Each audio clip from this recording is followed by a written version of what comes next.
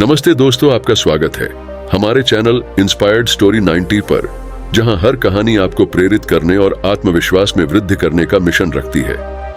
आज की कहानी बुद्ध सोने से पहले सुना करते थे है, जो हमें समय के महत्व और ध्यान की आवश्यकता को समझाती है। बुद्ध का रात्रिकालीन श्रवण।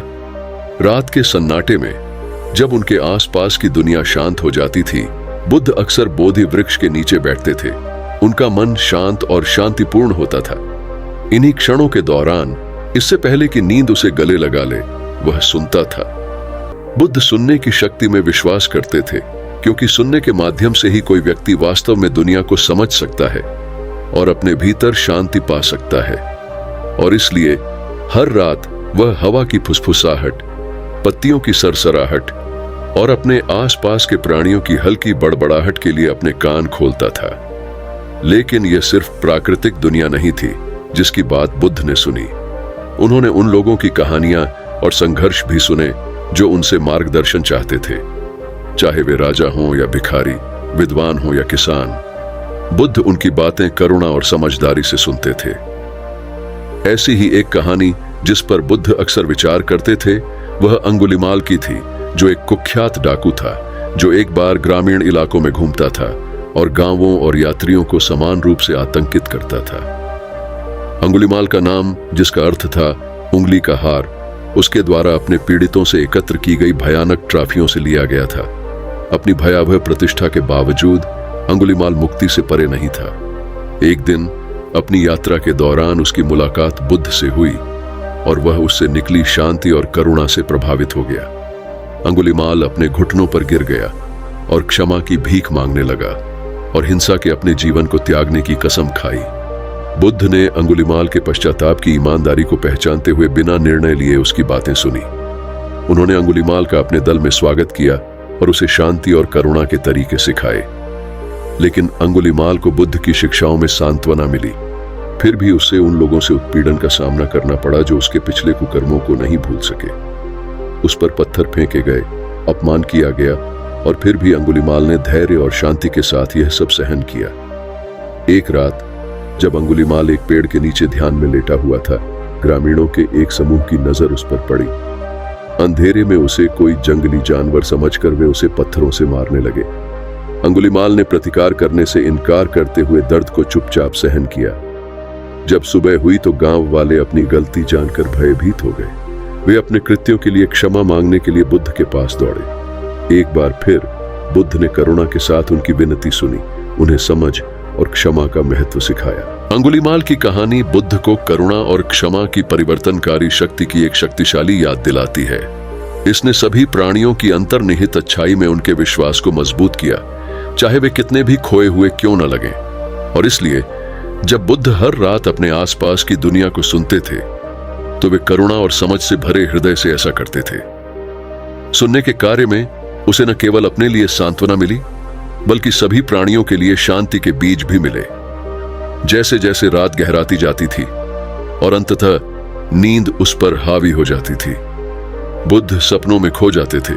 उनका दिमाग सुनी हुई कहानियों की गूंज और उनमें निहित ज्ञान से भर जाता था, और उन सपनों में उसे एक समय में एक सुनने वाले कान से आत्मज्ञान की ओर अपनी यात्रा जारी रखने की ताकत मिलेगी। नंबर 1, धर्म और ध्यान की बातें। एक बार बुद्ध के शिष्यों ने उनसे पूछा, गुरुदेव, धर्म और ध्यान का अर्थ क्या है? कृपया हमें इसकी उदाहरण दें। बुद्ध ने उन्हें एक कहानी सुनाई। एक समय की बात है, एक युवक ने गहरे जंगल में ध्यान करने का निश्चय किया। उसने जंगल में एक गुफा ढूंढी और वहां अपना आश्रय बनाया। रोजाना वह ध्यान के लिए बैठता और मन को शांति प्राप्त करता। एक दिन एक शेर उस गुफा के पास आया और उसे देखकर हंसा। तू क्या कर रहा है युवक? ध्यान क्या होता है?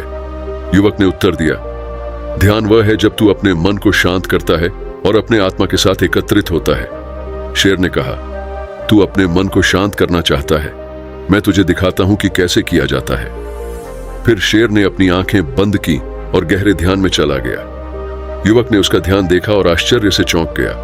उसने समझा कि ध्यान मन की स्थिति है, न कि शारीरिक क्षमता। बुद्ध ने अपने शिष्यों को बताया, ध्यान का अर्थ है मन को एकाग्र करना और अपने आत्मा की खोज में जाना। ध्यान से ही हम असली धर्म का अनुभव कर सकते हैं। नंबर 2, जीवन के उदाहरण और उपदेश।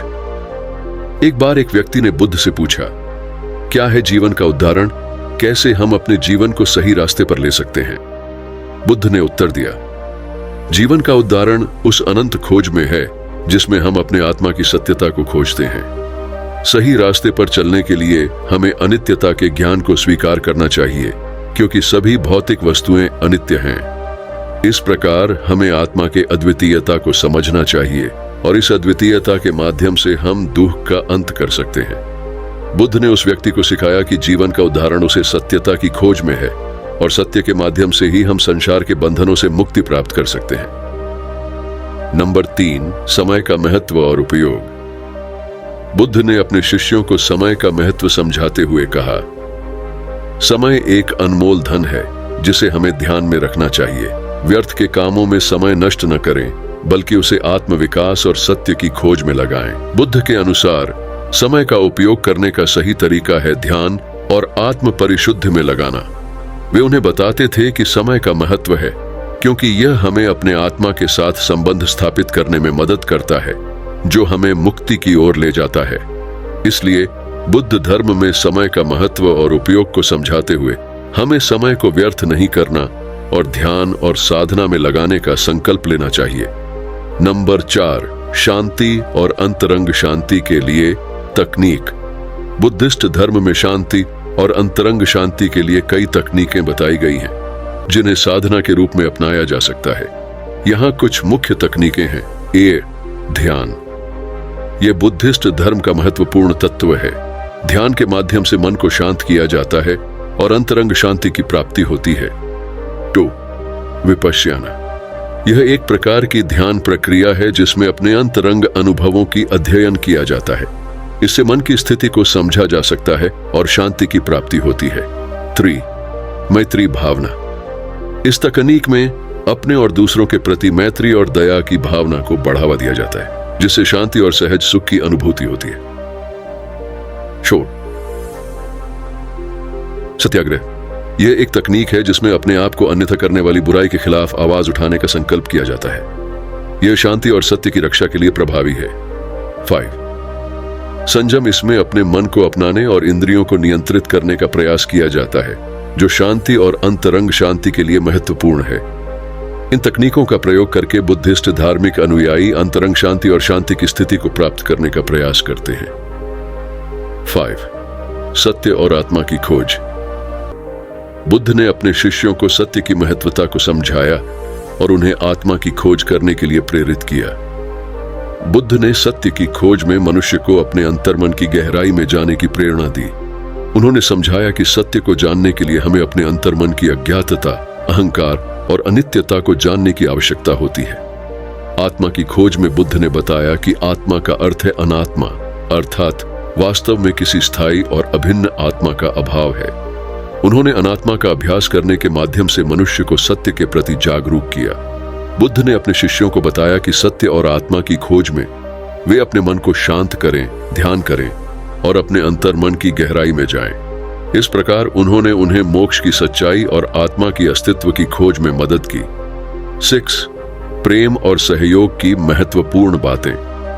बुद्धिस्ट धर्म में प्रेम और सहयोग को महत्वपूर्ण माना जाता है, जो सामाजिक और आत्मिक समृद्धि के लिए अत्यंत आवश्यक है। बुद्ध ने अपने शिष्यों को प्रेम और सहयोग के महत्व को समझाया और उन्हें इसे अपने जीवन का महत्वपूर्ण हिस्सा मानने के लिए प्रेरित किया। 1, करुणा। बुद्ध के अनुसार प्रेम और सहयोग का मूल आधार करुणा है। हमें दूसरों के दुख का सहानुभूति करना चाहिए और उनकी मदद करने का प्रयास करना चाहिए। 2, उपेक्षा। बुद्ध के अनुसार सहयोग में समानता का भाव रखना महत्वपूर्ण है। हमें सभी के प्रति समान भाव और संवेदनशीलता बनाए रखना चाहिए। 3, आदर्श मित्र। बुद्ध ने शिष्यों को सहयोग के लिए सादर और समर्थ मित्र की तलाश करने की सलाह दी। एक साथी का महत्वपूर्ण भाग यह है कि वह हमें उत्तेजित और प्रेरित करता है, हमें उच्चतम आदर्शों की ओर ले जाता है। 4, संघ। बुद्धिस्ट समुदाय संघ में सहयोग का महत्व अत्यंत उच्च माना जाता है। समुदाय के सदस्यों के बीच एकजुटता, साझेदारी और समर्थन की भावना होती है। इन सभी आदर्शों के माध्यम से बुद्धिस्ट धर्म सामाजिक सहयोग, प्रेम और समर्थन को प्रमुखता देता है, जो व्यक्ति और समाज के लिए संतुलन और समृद्धि का माध्यम बनता है। 7. आत्मसमर्पण और साधना की गहराई। बुद्धिस्ट धर्म में आत्मसमर्पण और साधना की गहराई को महत्वपूर्ण माना जाता है। यह विभिन्न तरीकों से व्यक्ति को आत्मिक विकास और मोक्ष की दिशा में आगे बढ़ने के लिए प्रेरित करता है। 8. आत्मसमर्पण, सेल्फ सरेंडर। आत्मसमर्पण का मतलब है अपने आत्मा को ईश्वर या उच्चतम सत्ता में समर्पित करना। बुद्धिस्ट धर्म में आत्मसमर्पण साधक को आत्मा की संपूर्ण समर्पण और सेवा के भाव को विकसित करने के लिए प्रेरित करता है। 2. साधना। बुद्धिस्ट धर्म में साधना का महत्व अत्यंत उच्च माना जाता है। यह विभिन्न ध्यान तकनीकों, मनन, प्रार्थना और धार्मिक अभ्यासों का समृद्ध अनुभव है, जो आत्मिक विकास में सहायक होता है। साधना के माध्यम से व्यक्ति अपने आत्मा की अधिक गहराई में जा सकता है और अपने आत्मा के स्वार्थ को पहचान सकता है। 3. निर्वाण की खोज। बुद्धिस्ट धर्म में साधक का मुख्य लक्ष्य होता है निर्वाण की प्राप्ति। निर्वाण की प्राप्ति में साधक अपने आत्मा की स्थिति में पूर्णता और मोक्ष का अनुभव करता है। इसके लिए वह आत्मसमर्पण और साधना की गहराई में जाता है। इन तत्वों के माध्यम से बुद्धिस्ट साधक अपने आत्मा की खोज में गहराई तक जा सकता है और अंततः सांसारिक दुखों से मुक्ति प्राप्त कर सकता है। दोस्तों, हमें उम्मीद है कि आपको हमारी वीडियो बहुत पसंद आई होगी। अगर वीडियो पसंद आई हो तो वीडियो को लाइक और एक मित्र के साथ शेयर जरूर करें और ऐसी ही ज्ञानवर्धक वीडियो देखने के लिए हमारे चैनल से जुड़े। धन्यवाद। नमो बुद्धाय।